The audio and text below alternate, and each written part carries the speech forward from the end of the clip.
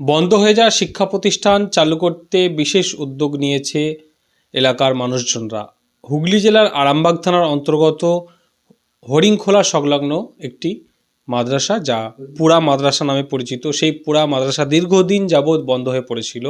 সেই বন্ধ হয়ে থাকা মাদ্রাসাকে রাজ্যের বিভিন্ন প্রান্ত থেকে বিশিষ্টজনেরা, শিক্ষাবিদরা তারা উপস্থিত হয়ে উদ্যোগ নিয়ে এবং পুরা এলাকার গ্রামবাসীদের উদ্যোগে কালকেই চালু হচ্ছে, আগামীকাল অর্থাৎ রবিবার কালকেই চালু হচ্ছে সেই মাদ্রাসা। সেই মাদ্রাসাকে চালু করার জন্য বিশেষ অনুষ্ঠানের আয়োজন করেছে। সেই সঙ্গে বিশেষ ব্যক্তিরা উপস্থিত থাকবেন, তার আগাম বার্তা আপনাদেরকে দেওয়া হচ্ছে সেখানে উপস্থিত হওয়ার জন্য। বিশিষ্টজনেরা কি বার্তা দিচ্ছে দেখুন আমাদের মাধ্যমে কালকের জন্য। আসসালামু আলাইকুম। আরামবাগ থানার অন্তর্গত পুরা সিদ্দিকিয়া আজিজিয়া খারিজি মাদ্রাসা, যা দীর্ঘদিন যাবৎ বন্ধ হয়ে পড়ে আছে, এলাকার শিক্ষা অনুরাগী মানুষের আন্তরিক প্রচেষ্টায় আগামীকাল 21শে জানুয়ারি রবিবার পুনরায় মাদ্রাসাকে চালু করার জন্য এক শুভ উদ্যোগ নিয়েছেন এলাকার শিক্ষাপ্রেমী বন্ধুরা।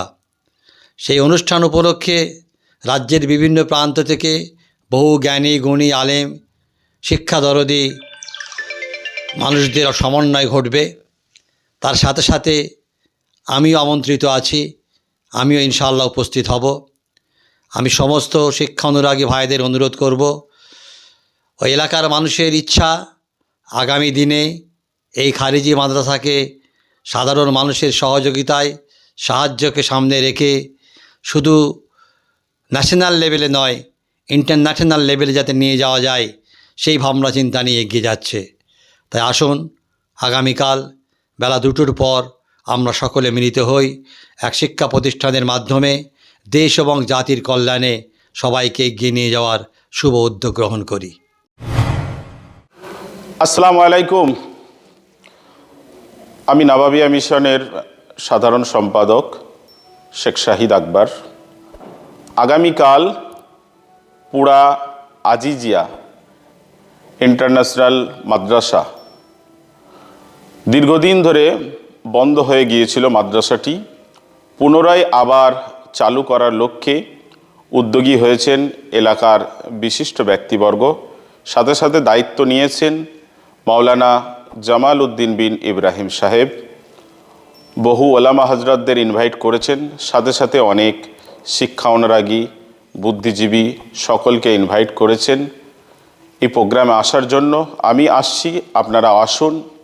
যিনি হচ্ছেন সর্বযুগের, সর্বকালের সর্বশ্রেষ্ঠ মহামানব প্রফেক্ট হজরত মোহাম্মদ সাল্লাল্লাহু আলাইহি সাল্লাম, যার ফলোয়ার্স আমরা, যার আদর্শে আদর্শিত হয়ে এই মাদ্রাসায় ছেলেরা হাফেজে কোরআন, আলেমে দিন তৈরি হয়।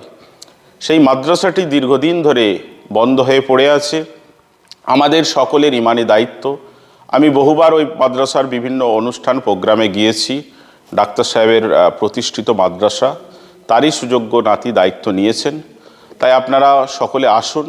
আগামীকাল যিনি অর্থ দিতে পারবেন অর্থ দেবেন, যিনি অ্যাডভাইস পরামর্শ দিতে পারেন পরামর্শ দেবেন, যিনি শ্রম দিতে পারেন শ্রম দেবেন। সর্বোপরি মহান স্রষ্টা রাব্বুল আলামিন আল্লাহ পাকের দরবারে আমরা দোয়া চাইব এই পুরা আজিজিয়া মাদ্রাসার শ্রীবৃদ্ধি কামনা, যাতে পুনরায় মাদ্রাসাটি চালু হয়ে একটা বাংলার মডেল একটা শিক্ষা প্রতিষ্ঠান গড়ে ওঠে।